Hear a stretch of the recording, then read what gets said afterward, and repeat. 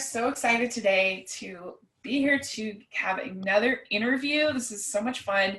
This is the Hallmarkies podcast, and I am Rachel, and I am here to talk with Andrea Brooks again for the second time. Thank you so much, Andrea, for coming on the podcast. Thank you so much for having me again. I had so much fun last time. I'm so excited we're doing this again. Yeah, me too. It's been such a crazy year for us in the podcast that it feels like it was like 10 years ago. It kind of does. And I followed what you guys have been doing, and I'm such a fan, and you've done so many great interviews, and yeah, you guys are on fire. It has been crazy. I never could have imagined it in a million years, but we're so grateful and so excited. And Amber would be here, but it's very exciting. She is starting a new job this week. So she'd been at the same job for 11 years. So oh my goodness, huge, very exciting. So I hope she breaks a leg. Not officially, not, but break a leg. So it's very exciting. So yeah, we last spoke to you in February. I think the episode aired on March 1st. And yep. So yeah, crazy year. How's your year been?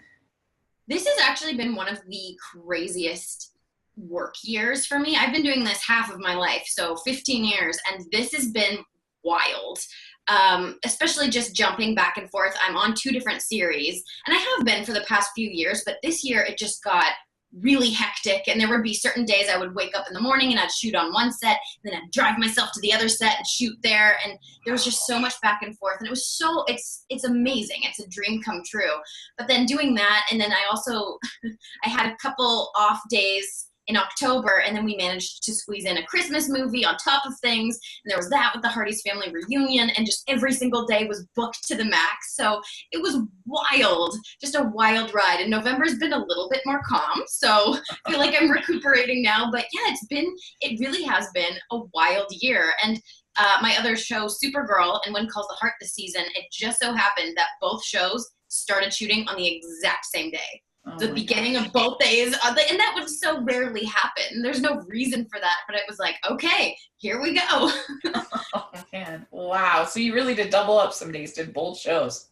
There were a lot of doubled up days, and one of the things I think people might not think about when you're filming a series, it's not just the physical filming. You also have to go in for ADR and do a lot of voice work. You have to do fittings. You have to do table reads. You have meetings.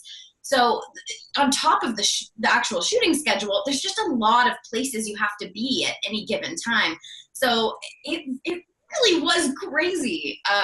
Especially in a show like One Calls the Heart, where you're having to get in period costumes and makeup and all that stuff too. It's not like you can just waltz in there. Exactly. You don't just waltz in. I mean, I would come in having played Eve Tessmacher from Supergirl. This happened a few times where I'd be with the full lashes, and of course Eve wears these fun little dresses and just kind of a girly girl in a way, and then just coming to When Calls the Heart, and it was like, okay, strip off the lashes, quick, let's change the hair, quick, and just completely shifting perspectives as well, taking yourself back, over 100 years. It was pretty funny. That's amazing. Wow. Well, I very much admire you for that. That's incredible. Well, thank you. So, and also you managed to squeeze in somehow getting married. So congratulations on that. Thank you. I know that was also part of the whirlwind this year. And I still can't believe that happened. I don't know if that's even really fully managed to sink in yet. But I think that reality will probably hit me, I think, in December. Because that's one of the great things about film. You're one time of year when all production stops will be over the holidays. Yeah. And I think at that point, when there's zero work to be done, I'm going to sit back and be like, oh wow, okay. Yeah, it's hit me yet. Yeah, that's what Alonzo Duralde, we've had on our show a couple times, he was saying that the thing that all these shows get wrong is that the week of Christmas in LA, it's like dead. There's hardly any traffic. Everybody's like so that's really so funny. Yeah. The time to recenter yourself. Yeah. Oh my gosh. Wow. Well, was it funny after having been or sort of surreal after having been a bride in so many of these fake weddings? Yeah, I will say that I was very well rehearsed. Like, I feel like I had a lot of practice runs. So that was a in what world can most people say that? I don't know. But yeah, it was a lot of fun. Yeah, you're like, I have to make this better than the fake weddings or I was gonna do. Well, the nice thing about doing so many wedding movies is you never have to feel worried about whatever style dress you choose or anything like that, because you're going to have the option to be a bride again and get the photos all over again. So it kind of takes the pressure off. Yeah. That's funny. As weird as that is. I was like, well, yes, I've worn that style. I've worn that style. Okay. Oh, I wonder what I'll wear next time. I don't know. Yeah. Well, as long as people aren't like, yeah, and your dress and harvest wedding was really better than you picked something like that. Like, right.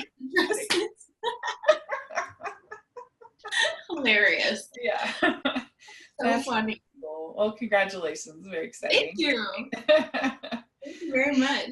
Yeah. So since we last talked to you, we have seen, because I think it was right before The Sweetest Heart came out, and I really enjoyed it. I feel like I liked it better than most. It's in or near my top 10 of non-Christmas. Really? I feel very honored that you say that.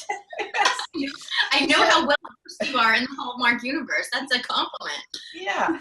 Amber and I kind of fought over it a little bit. She wasn't quite as big a fan, but I really liked it because I really liked having 3 separate romances to follow. I thought that was really fun. And yeah, it was kind of like probably as close as we're going to get to something that, and maybe Christmas and Evergreen, the last one. Like, mm-hmm. I like the idea of sort of, not like a Love Actually, but kind of in that ballpark where it's not just the one, but you get these other little kind of romances aside. That was really good. I mean, The Sweetest Heart was nice because it was 3 distinct couples that you kind of followed, and I liked that. That's a good point. You know, I've never really broken it down that way, but you're absolutely right. Yeah. It was a lot fun. And it's relationships at different stages too, which is kind of, you've got people preparing to get married, you've got some people who are just meeting, you have an old flame, so it's different styles of romances as well. Yeah, I like that. And I had to just laugh at Tammy Gillis's character because it was so classic. Like, people, as somebody who is 37 and single, believe me, there's nothing that people that, it's so funny because it's like people that have just gotten engaged, all of a sudden they think they are just super experts, and they're like, oh, well, you should do this, and you should do this, and you should do this, and what are you doing, you know? Right. I feel like you were just in my same spot like 6 months ago. Tone down. Like, what is going on? That's amazing. So I really like that. The only thing I didn't like in the movie, but it was kind of hilarious, was the terrible cupcakes. Like what was up with those combinations? We were like, what? Like rosemary and pine nuts. And like, you know what though? The rosemary pine nut one was delicious, and it actually tried it. It had been real. I remember thinking the same thing. They brought them in a box, and I think that in one of the scenes I was supposed to eat that one, so I knew, I was like, okay, I'm going to be consuming 8 of these or 10 of these, because you just have to keep doing them in every take. Uh-huh. And I said, oh man, they look so weird. They were delicious. They were the best, some of the best cupcakes I've ever had, I will say.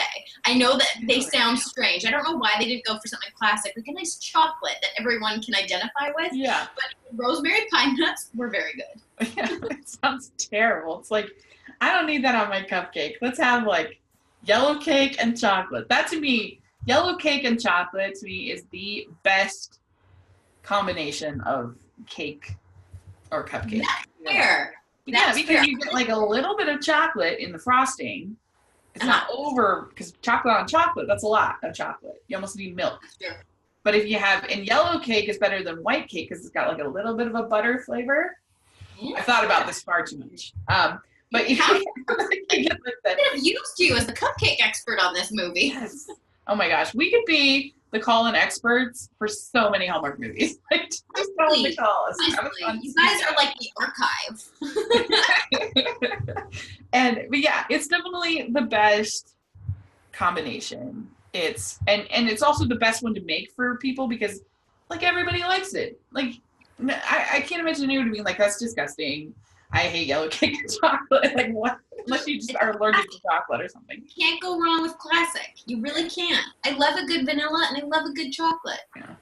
Yeah, and people get too crazy with these cupcakes. Like, I don't know, they're just out of control. You see like cornbread in them. I'm like, what's going on?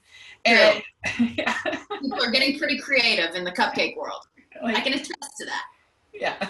And I like peanut butter and chocolate. Like that's what I get if I go to those fancy cupcake places. I'm like, I'll get the Reese's. I'll leave you all to the madness. Like, yeah, that's a good. Yeah, I like that. And yeah, I don't really know why in that movie got so inventive, but it was fun. I tasted most of the cupcake flavors in that movie. And the red velvet was also delicious. Yeah. Really and I became really great friends on that project. Yeah. We just kind of met each other and we had an instant bond. And I just adore her. We're still super close. And every day, right before lunch, we would go up to props and be like, what can we have today? So we were still not over it. You would think by day 2 we were so over cupcakes, but we had like taste offs and we would cut them all up and sort of pass them around and be like, what do you think of this cupcake? Anyway. Well, I'm surprised they actually had those weird flavors. I figured that was just something that they were like, but you actually got to taste it. That's really funny. It's true. That was the cupcake that I consumed. Yes. Because we were laughing, cracking up because we're like, Hallmark is just getting too creative with this food stuff. Because in the Christmas Cottage, just a couple months before, they were trying to show that Steve Lund's character was like the super avant-garde chef or whatever, and he was making like a gochujang and like curry and like all this stuff. It's like like all those things are good but not combined together, you know. It's like right. And stuffing with cranberries, it's not that hard. Very true. Yeah, I kept thinking of, I love in what's it called? Wedding Bells with Danica McKellar, and like Kavan Smith plays he plays a chef in that one as well. Right. She's like eating this thing. She's like something pickles and eggs, 2 things I enjoy separately. That's actually incredible. And actually, Kevin is in real life quite an incredible chef. Yeah. He spends a lot of his spare time coming up with amazing concoctions. I've never had anything that he's made, but I've seen photos, and that guy is quite the chef. So I wonder what his thoughts on that would have been. Well, I wonder why he's holding out on the When Calls the Heart team. Like, why isn't he cooking for you all? I don't know, but I should raise this. That's funny. Get a job in the catering department. Yeah. So let's talk a little bit about the traumatic ending of last season of When Calls the Heart. Okay, so we're still all recovering, but hopefully people are healing. It was quite the thing to podcast about. As a fan, I didn't love it. I mean, obviously I'm not going to love Jack dying, but I didn't love the execution of it. I thought it was a little clunky and it could have been better. But I was just curious, as a person who is on the cast, how did you feel about it? How did you feel about how it kind of all went down? Well, we all knew from the beginning of the season that that's how it was going to end. And it was so tough for everybody, you know, because all of us, we do so many interviews and we're all on social media, and just knowing that was coming. And I can honestly say that everyone approached those final 2 episodes, especially the final episode, with so much care and consideration, especially Erin. She was just a class act. That whole episode, she really was in the zone. She would have her earphones in and she would just be centering herself, getting ready for her performance. And I honestly think she did a stellar job doing that while under intense pressure, just knowing that was going to have such an impact on the fandom. I mean, we all took that very seriously, and it was tough, and it was legitimately sad. I mean, when we were conducting the funeral scene, it was legitimately tough on us as well. And the one thing I will say is this is kind of what happens with a successful television series. Things can't always stay the same. Sure. People move on, contracts change. There's a million different reasons why things like this change and things like this happen. And we all adore Daniel. We're all still close with him, and we wish him the absolute best. And he's been so lovely. As usual, he's still the same old Daniel. But it's tough. You kind of feel like, okay, we're losing a family member. How are we going to deal with this? And yeah, it was tough, but we all really did try to approach that with respect and knowing how the fans would feel. Yeah. So yeah, we all did actually really think that the finale was one of the better episodes that we've seen. Like, it was very well done. I guess the part I thought was a little clunky was the whole, I don't know. I felt like it's a very romantic show in the sense of there were like romantic time period, romantic poetry, that kind of a feel. And so I felt like Jack's death should have been a little bit more romantic in tone, in the sense that I feel like he should have had something like get scarlet fever and Elizabeth by his side, and them having like this moment and something like that. It's a little bit more sort of, I don't know, like Gilbert Blythe getting sick, and Anne not knowing if she's, the last time she's going to talk to him, and something with a little bit more of that sort of romantic feel to it, I think would have been better. I would have liked it better, as opposed to just a guy on a horse with a telegram. I just felt like that was kind of not my favorite. Yeah, that was tough. That's tough. And I honestly don't know all of the behind the scenes workings of how they came to that conclusion, but that's the conclusion they came. That's what ended up happening. Yeah. And the one thing I will say, and yeah, sure, clunky, sure. Everyone can have their opinion about that, absolutely. But I think it really allowed Erin to showcase this other side of her talent that we don't generally get to see on the show. So and that's just me, I always try to look at the positives in these situations, because of course it's tough. And watching the fan reaction to that episode was really tough, because we had all put in so much, and we had gone through the full season with everyone. And of course, when that episode was coming up, I mean, all of us, you can imagine, we're all texting, like the actors, we were all texting each other going like, here we go, oh my gosh, like cross your fingers. I don't know, all around tough, but there's light at the end of the tunnel, I will say, especially with this season, with where we're moving on from that. I think people will be satisfied. And I hope that for the people who are maybe not, if they haven't decided if they want to stick with the show or not, I will say, I think that they've genuinely done a wonderful job at picking up the pieces and launching forward into some amazing storylines for this upcoming season. So there's that to look forward to as well. So that's good. I like that. I mean, and like I said, I did really like the finale, because I appreciate it, especially, I mean, we love little Opal, is our like favorite person in the whole cast. Heartbreaking in that. That finale when she's like, we both are the ones rescued by Jack. I was like, okay. She's such a good little actor too. When she looks at you with those big puppy dog eyes, your heart just goes, oh. Yeah. Yeah, they have really nailed the child actors. And I think that Erin shines whenever she's with any of the children. She does. She does a great job. And I will say, we have some of the most professional kids in the business on this show, because they've all been working together for so many years now, and we've all watched them grow up. I mean, even today on the Hearties Instagram account, there was a photo of some of the kids by the Christmas tree, and I was just like, they're getting so tall. When I met these kids 4 or 5 years ago, they were much shorter. Now I'm looking at them dead in the eye, and it's crazy, but they're so professional. They're all so lovely, and just I couldn't say more complimentary things about our kids. I'm so proud of them. Yeah, somebody was saying, oh, well, are they going to do a time jump? And because it's sometimes hard to have babies on sets and stuff. And I was like, no, they can't, because they got those kids. What would they? How could they do that? You can't force the kids to grow quicker than they're growing.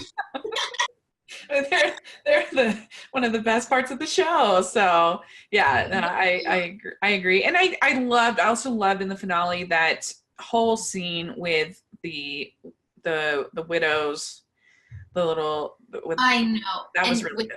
And with the quilt that they made, and that was a direct kind of nod to the Hearties. Yeah, I think that worked really well.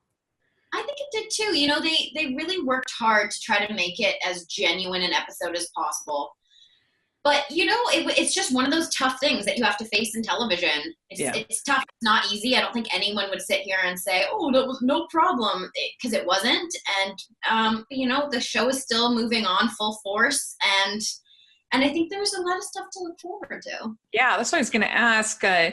So I was just going to ask, what kind of, without any spoilers, but what do you expect for your character in season 7? And as far as, are we going to get a little bit of romance? Are we going to get, what do you see coming up for Faith? Ooh, so yeah, for this season, Faith, I think what I've kind of been saying is you're going to get to see a bit of Faith's backstory this year, which I was really excited about. And you're going to start to understand why she is the way she is a little bit. So doing a bit of a deep dive is always fun. And you're going to see her vulnerable. I think for the past, I don't know, 3, I guess even 4 seasons, Faith has always been this determined workhorse. I mean, she's so committed to her career, and she puts her career and helping others above all else. And you really get to see her vulnerability this year, which I'm really That's great. I'm excited for that. Yeah, and I assume they're going to want to kind of move away from the tone of the finale, back to its kind of original tone, and get back to some of the sort of lighter stories pretty quickly, I would think. Yep. I think so. Yeah. And we still pay homage and pay respect to what happened in the finale of last season, but and of course that's kind of the roots to this season. That fact isn't changing, but yeah, you see the community kind of pull up their bootstraps and pick up and kind of dwell on the positive. And that's something that has always been the case with Hope Valley and the characters there. When in times of trouble, people rally, and you definitely see that. Yeah. Well, and I'm excited about the new cast members. You get Chris McNally from Sweetest Heart is now on one couple. That's exciting. So I was so excited when I heard. It was crazy. We all heard who was kind of shortlisted and back when they were casting this. And when I heard Chris was an option, I was so excited because I was like, oh, he's so perfect. And we were good buddies by this point.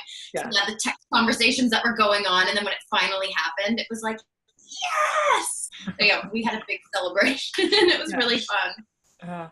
Yeah, I love him.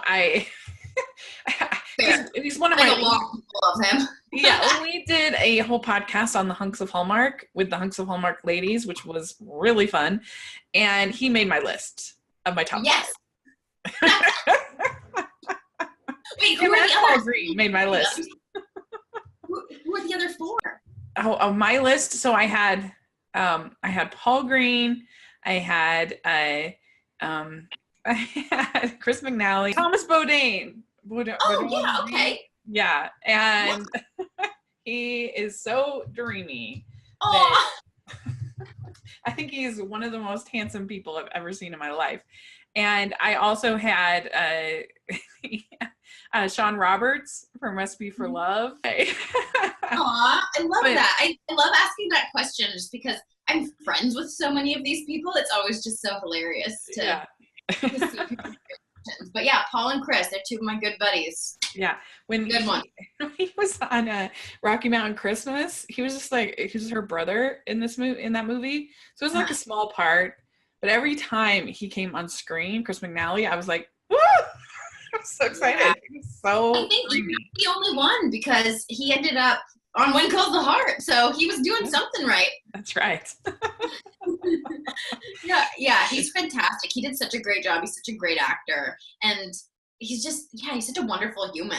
So I was so excited So excited about that. That is really cool. Well, yeah, I'm hoping that, because now my brain this morning, I'm sorry, but who's the other new lead that they got? Kevin McGarry. Yeah, Kevin McGarry, so dreamy as well. I'm really hoping that they are not just doing a second Jack, that we're getting new characters that are going to be interesting. I know the one is a Mountie, but that's my hope, is that we'll be getting something a little bit new.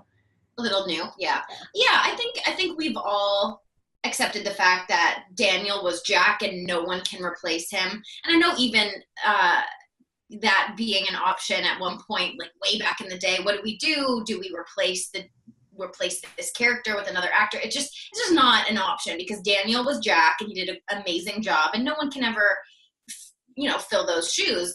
But I can honestly say with Kevin coming in and playing a Mountie, he brings a whole new vibe, and he's a spectacular actor, and I think he did a really great job. But yeah, I don't think anyone has to be too worried about anyone trying to replace Jack. I think that he's different enough, and he brings a different swagger to that new role. Good. I'm really looking forward to that. And of course I'm excited to see more about Rosemary and Leland. They're my favorite. I actually like them even better than Jack and Elizabeth as far as a romance and a couple. I love them. Hilarious. The two of them working together, just watching them, it's like a ping pong match. You're just like, whoa, whoa, whoa, whoa, whoa. Oh my goodness. And it's almost like they're reading each other's minds. It's really funny to act with them, because they're just sort of like sparring. Yeah, it's great. They're fantastic. Yeah. They're such key additions to this show. I just couldn't imagine the show without them. Yeah, they're just so funny. And so, although we felt a little bit last season that we felt a little bit like Rosemary would do all these nice things, and people were a little critical of her. We're like, she's planning your wedding in 2 weeks. Like, lay off a little bit. We're very defensive. We feel a sense of ownership of Rosemary, because we think she's so great. Oh, I like that. Yeah, we do. We love her. We're like, don't be critical of Rosemary. What are you doing? She's the best. Yeah, I think she does such a great job. I think all the characters on this show have such big hearts. So even if they have flaws or what have you, at the end of the day, their heart kind of shines through. I know that sounds a little bit cheesy, but it's true. And with her character is so out there, but at the end of the day, you can see how she has no ill intentions. She's such an honest character. Yeah, definitely. So let's talk about the movie coming up before the season. So this movie, the little synopsis says that it's going to have a orphan train of some kind that's going to come through town. Yeah. Can you tell us a little bit about, kind of, without giving too much away, of kind of what it's going to be? I think in every Christmas episode, you have to have something happen that brings the town together. And in this year's Christmas special, it involves orphans coming to town, and they need help. And they're with their two caretakers, and they come to town, and everyone rallies. And I think it's going to give Hallmark fans and Hearties what they like, which is that I know everyone is so appreciative of having kids and children on this show, and you really get to see not only the town rally, you get to see the kids of Hope Valley kind of interact with with the orphans who come to town, and you get to see everyone put their best foot forward for these adorable kids. Honestly, Hallmark does such a good job casting the cutest children. They're all so lovely. They're such good actors. I know I'm derailing myself a little bit, but they're so adorable. Yeah, no, they are. There's no doubt about it. They're not too mop top Hollywood kind of, I don't know, they still feel like real kids. Genuine, real kids. Yeah, I think that on this show in particular, everyone needs to kind of have maybe a rawness. We are playing back in time, so you want kids who kind of fill that space, so to speak. and I think all of the kids that they've cast on the show are very believable for the time period. Yeah. Yeah. I'm particularly, I love Opal, and I love Philip, who I don't think I'm afraid he's not gonna be on the show anymore, but he was so cute. He was adorable. Oh, he was so cute. I know. Yeah, this sounds fun. Because I felt like last year it was good. I enjoyed it, but the whole wishing tree concept, I think we could have gotten more wishes, and we could have gotten sort of more into that a little bit. But I did love the whole moment in last year's with she's taking the thing off the tree, the ornament or whatever, making her wish, and like Jack is right behind her, and he's like, your wishes come true, or something like that. And I was like, that is swoon worthy. I mean, in real life, if somebody did that to me, I would probably elbow them in the back because I'd be so surprised. But as far as swoon worthiness, it was really good. As far as escapism and romance, I thought it was really good. That is adorable. Yeah, my character unfortunately wasn't in the Christmas special last season. Oh, yeah. Because I was working on Harvest Wedding at that time, so I had a conflict. Okay. And it's just the way things go sometimes. Right. So I was sad to not be able to just do that one last year, but this year, Faith's there. I'm so excited. What do you think has been the, I guess, best or most impactful episode that Faith has had yet? I'm curious. I can tell you which one I thought while you're thinking, if you want. Yeah, tell me what you think. So I think the best episode so far for Faith and for Dr. Carson is the girl with the tumor. Yes. That was the best one. Because he really had to reach and decide if he was going to take that risk, especially after what happened to his wife. And I think that you sort of encouraging him and supporting him in that when he was really insecure, I think that was a really good one. I actually agree. That's an amazing answer. It's probably better than what I was going to say. But I think some of Faith's most powerful scenes and episodes are coming this season. Vulnerability, you're going to see her, crack wide open. I think she sometimes tends to create a shell for herself, and you see her come out of that this year, which I'm excited about. We'll have to talk about that after these air. Yes, we totally will. That's so fun. I'm so excited. I just saw I've seen actually quite a lot of footage from this season because I've been in doing ADR these past couple of weeks, and it's so exciting to see some of these scenes, because sometimes when you really have to go out with your emotion or portray a character's vulnerability or a journey of some kind, sometimes it's tough and you're like, oh, am I doing this right? I don't know if this feels right. And then seeing it a few months later, you're like, oh, okay. All right, great. I can see how this all fits together now, because sometimes in the moment you just don't know if it's working or if it looks honest or whatnot. But I'm so excited for what's coming up. I would think too, it would be hard to separate your individual experience from the actual content itself. I would think would be tough, because even as a podcaster, I'm like, oh, that episode was so fun. We had such a great time, but I can't so I'm not that objective as far as is it objectively good? I don't know. I hope so. I think so, but I don't know. Being objective is tough. And especially, sometimes on set when you're doing certain scenes, sometimes I do this. I'll go over to the monitor and I'll watch the replay, and then just to get an idea. And sometimes that's extremely helpful for positioning yourself in the scene or the way the light's hitting or sometimes that's helpful. Sometimes it's really not, but it's tough. In that moment, you'll be looking for something and you'll be like, okay, great. But to be fully objective, I really need time. I don't often like watching what I do because it is a little bit strange. You're in your mind, you're like, oh, I remember doing it a certain way, and maybe it's edited in a different way, or they used a take that I didn't think they would use. So sometimes it's tough, but I really just need distance and time.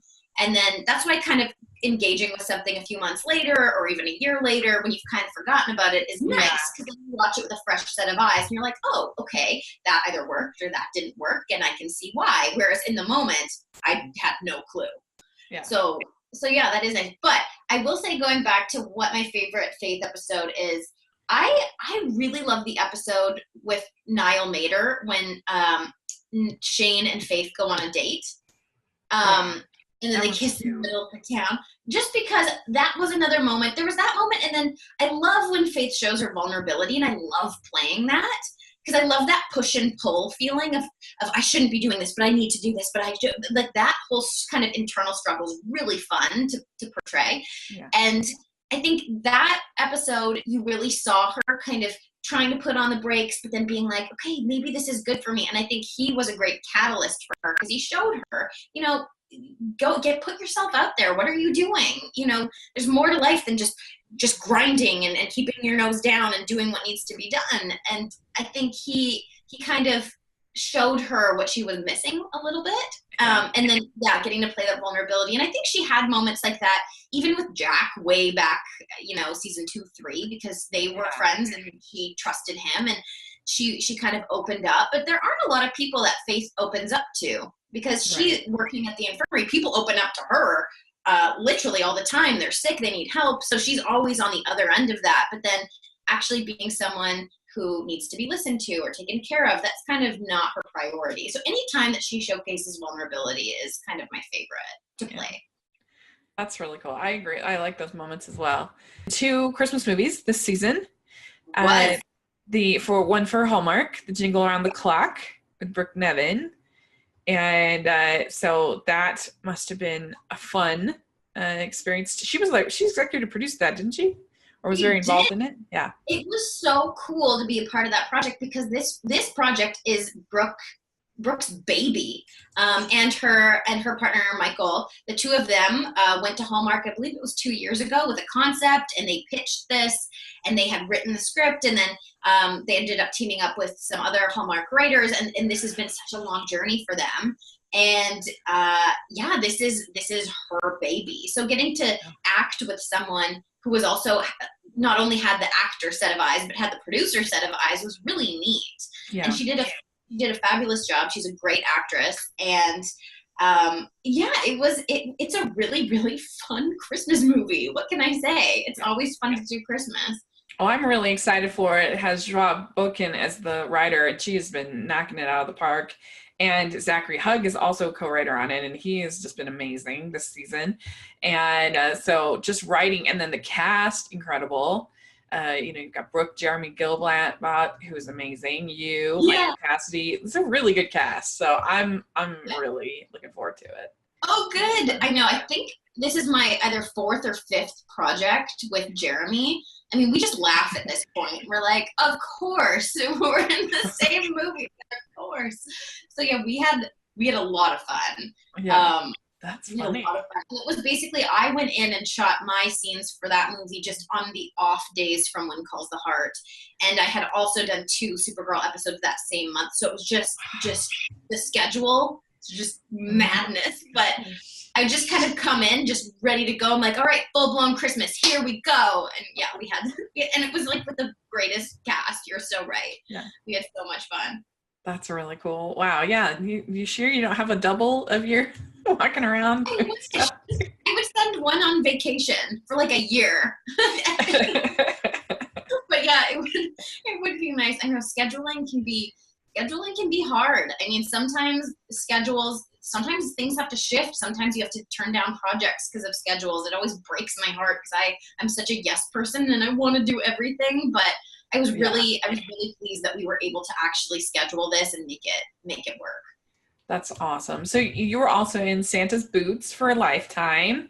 This one sounds a lot of fun. It sounds like it has a little bit of Christmas magic going on with this Santa, and kind of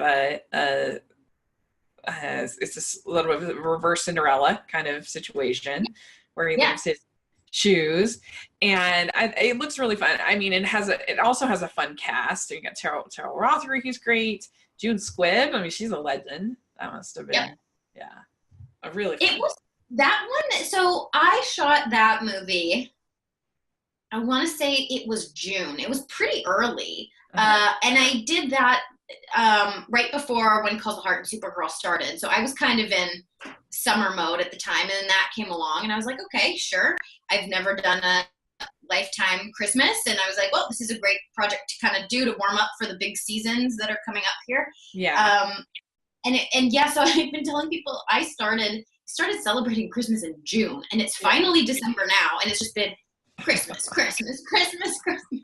I feel like I've missed all the other seasons because work has just been so Christmas driven. But yeah, that's a really fun project. My character's a little bit, Jenny is a little bit more of a tomboy. She works at a Christmas tree ranch, so to speak. I don't know, ranch.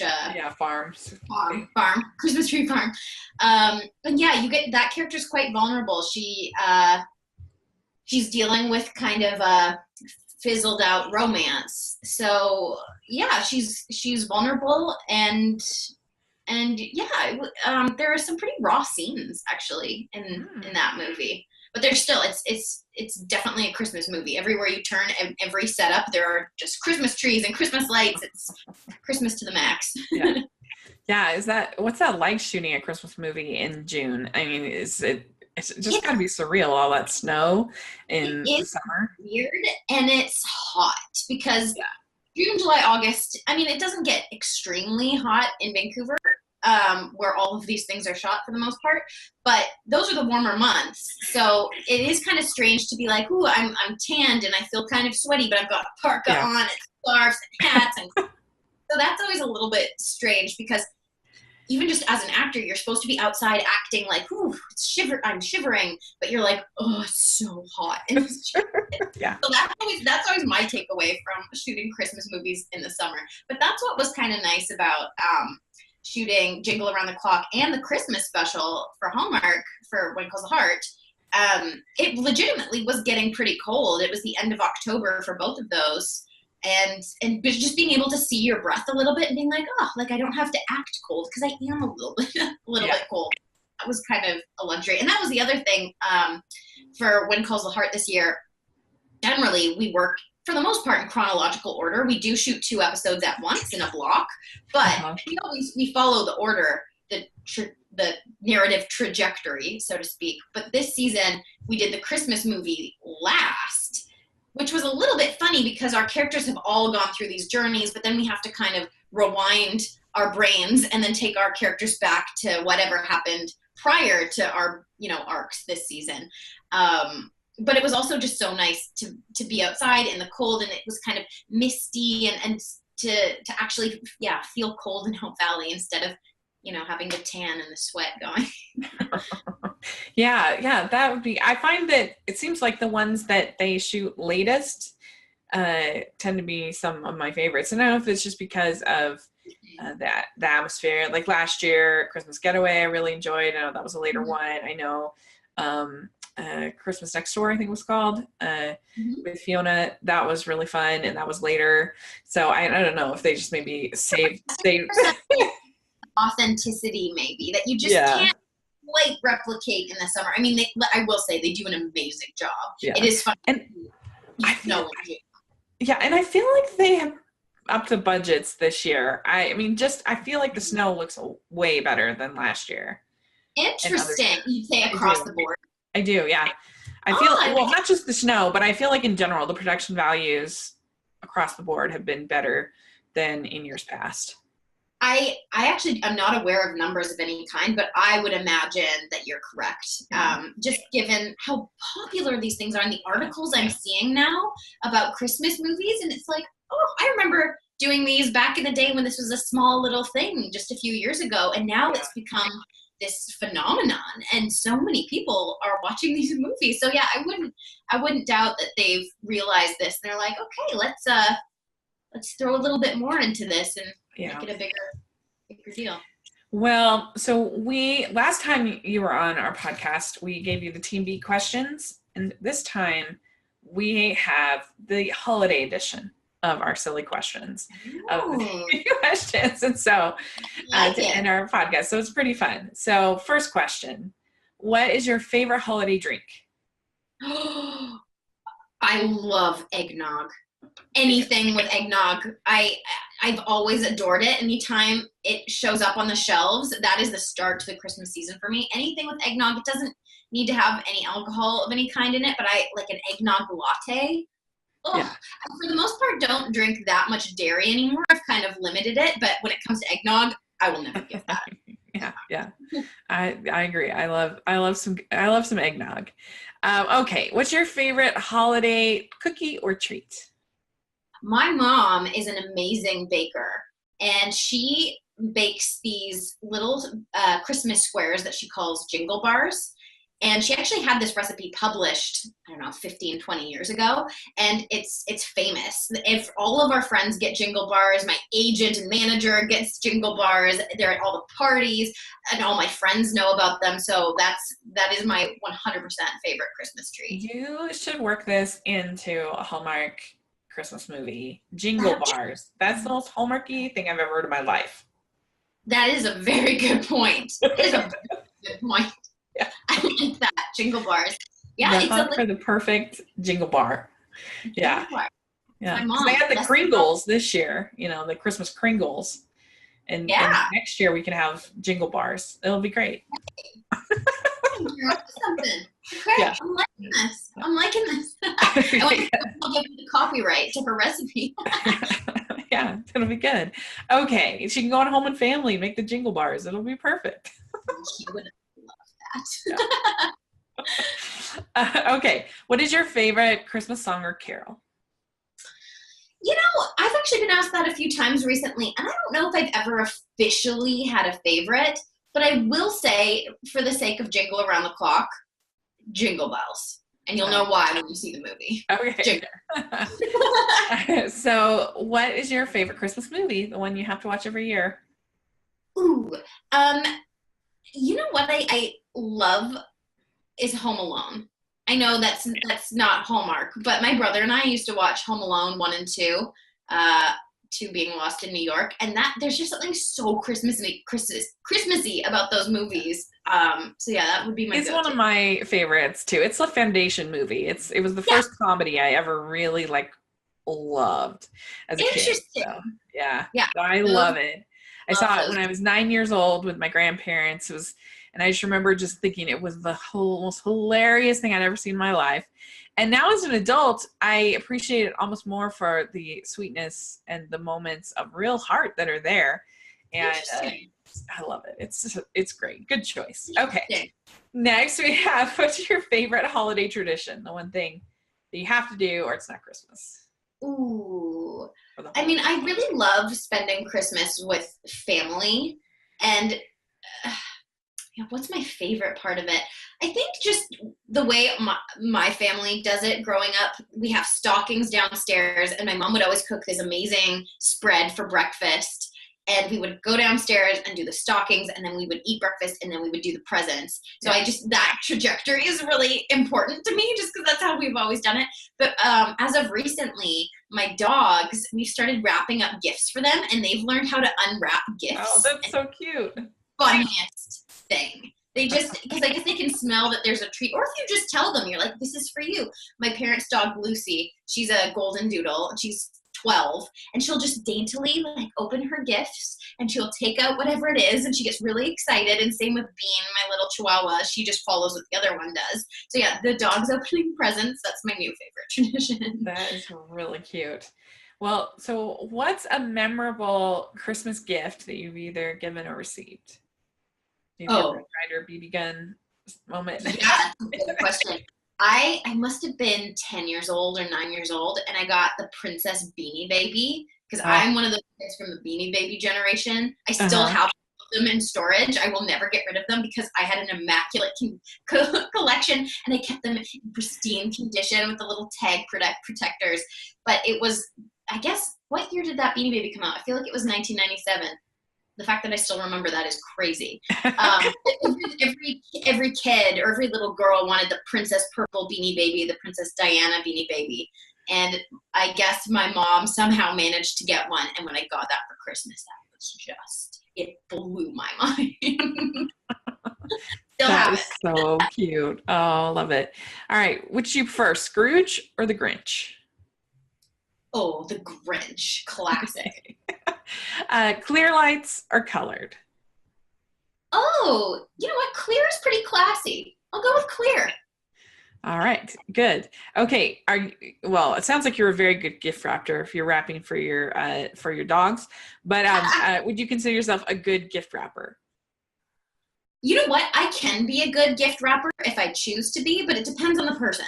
Because if I'm giving a gift to someone who's not going to appreciate the wrapping, they don't get the special paper. You know, they just get a quick job. That's fine.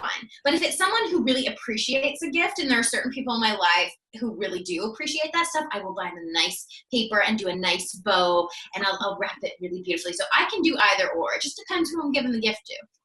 So if your friends and family of Andrea are listening, you know now if she respects your gift giving. The level of wrapping. Yeah. Analyze the wrapping. Yeah. Yeah. That's really friendship status right there. So do you have an ugly sweater, a Christmas sweater? What is your ugliest Christmas sweater? I do. I have this silly. Okay, I actually bought this. It was a couple of years ago. We wrapped shooting When Calls the Heart right before the Christmas holiday. So I don't know where our wrap party was that year, but I figured in my mind, I was like, oh, it's Christmas themed probably. So I bought the ugliest snowman Christmas sweater dress. And it has like for a belt, it has a scarf that goes around the snowman's, like under its head. And it has this carrot on it, and I bought it, and I'm like, yeah! And then I asked around, and no one was dressing Christmassy. They were dressing in, like, nice. So I was like, oh, man. So I hung it up, and I still have it. And I actually just shot a little promo sequence for the Hallmark channel with my dog wearing that outfit. So I think that'll be airing on the network. Actually, so you could have totally had a Bridget Jones moment, you know, or I could have. Christmas jumper, they call it. Yeah, to show up, everyone would be like, "What are you doing?" That's totally something that would happen. But I did luckily ask around, and everyone's like, "No, we're wearing nice black dresses." And I was like, "Oh, okay, perfect." Then I will not be wearing that. But I did wear it recently. So if you watch the Hallmark channel and watch the promos in between, at one point I assume I will be popping up with a Christmas message in that outfit with my dog, who's also wearing a Santa hat. Wow, so you're getting a whole interstitial. That's very exciting. Yeah. That's when you know you made it. Because they only give the interstitials to, like, I mean, they've got, you know, your Candace Cameron Bure's and your Danica McKellars, and so that's pretty exciting. True. I think this one, I think it went out to the When Calls the Heart cast, and we had to shoot it. We didn't go in where they have the magical light set up. We were meant to shoot it at home, an iPhone style video. So we'll see. We'll make the cut, Dean and I. We looked pretty silly. So. That's really fun. Cool. Well, this has been so much fun. I really enjoyed talking with you, getting the scoop on When It Calls the Heart. Really fun. I know that the Hearties are, I joked last year that the Hearties are like the movie first and then Christmas second as far as excitement and anticipation, I think. Everybody's safe. They're like, family, get out of the house. I want to watch When It Calls the Heart. Everyone be quiet. Finish dinner quickly. Yeah. So they're very, very excited, and we're really excited to cover the season. And so that'll be fun. We have When Calls the Hallmarkies show that is a lot of fun. And so we're looking forward to that. And yeah, thank you so much. This has been a delight. Thank you. That was so fun to catch up. Anytime. I love chatting about this stuff. Okay. Yeah, we'll definitely take you up on that. And yeah, have a really Merry Christmas. Do you have social media you'd like to share? Do you have social media I'd like to share? Sure. I am Andrea K. Brooks on Twitter, Andrea K. Brooks on Instagram. I'm actually, now that we talked about jingle bars, I'll see if I can get my mom to post her recipe. Maybe I'll do like a jingle bar post. I was thinking about that while we were talking. So yeah, Andrea K. Brooks on Instagram. And those are the two that I use the most. So great. We'll have links for that in the description, so make sure you check that out. And make sure you're following the podcast, Hallmarkies Pod, all over social media. And if you can get any reviews on iTunes, we really appreciate it. And give us your thumbs up if you're watching on YouTube. So thanks again, Andrea. It's been so much fun. And we'll look forward to When Calls the Heart. Merry Christmas. Merry Christmas.